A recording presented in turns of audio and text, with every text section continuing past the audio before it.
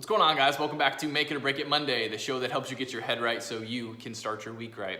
Guys, if I asked you what leadership meant to you, I'm sure a lot of us would come up with very similar answers. But I would challenge each and every one of you to stop trying to be the leader that you're trying to be, and instead be the leader your team needs you to be. And to do that, we have to be mindful. And you have to have an intention to be mindful, meaning every situation, every type of scenario, you're aware of your surroundings. You slow down and you react based on the certain situation. So when you're trying to coach someone at a 400 level and you're trying to lead your team at a 400 level, but you have people still at 1 and 200 level, it's not going to be effective. So you have to be mindful of each and every one of those situations to prescribe how you're actually going to react and actually lead your team. And you have to have a specific level of intent when you do it. So we all have to be prioritized. We all have to understand the opportunity cost of our time. But when we're in a coaching situation or when we're in a sale with a customer, we have to remember and understand that sales is like public speaking.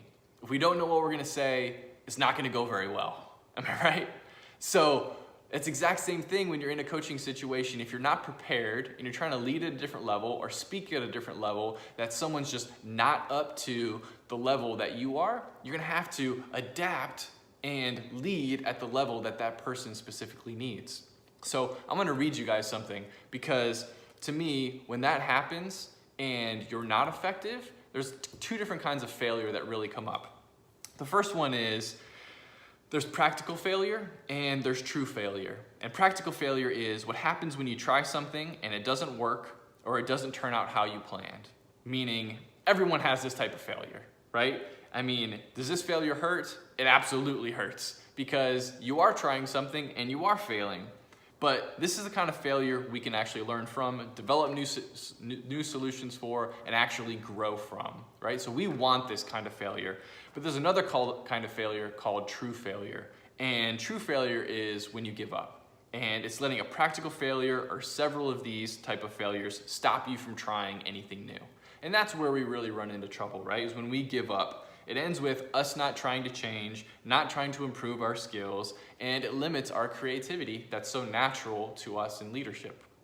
So this type of failure can alter your outlook in a completely negative way, and it can lead to you giving up, to being depressed about working with a certain person, makes you feel unmotivated, or any one of those things that is mentioned.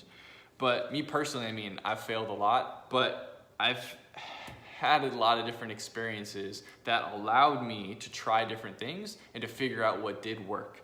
And I've never experienced a true failure, which is what your guys' goal should be as well. You don't actually want to end up giving up on something. You want to be able to understand what it means to you and your team and to adapt to the situation and be creative to solve the problem. Because practical failure with yourself and your people means at least you're moving towards something that could work, right? You are making progress towards whatever that goal is. But you don't want to have true failure with your people, because true failure is you giving up and you quitting. So don't give up, don't quit, and remember, don't be the leader that you want to be the leader your team needs you to be. Take it this week and go be great.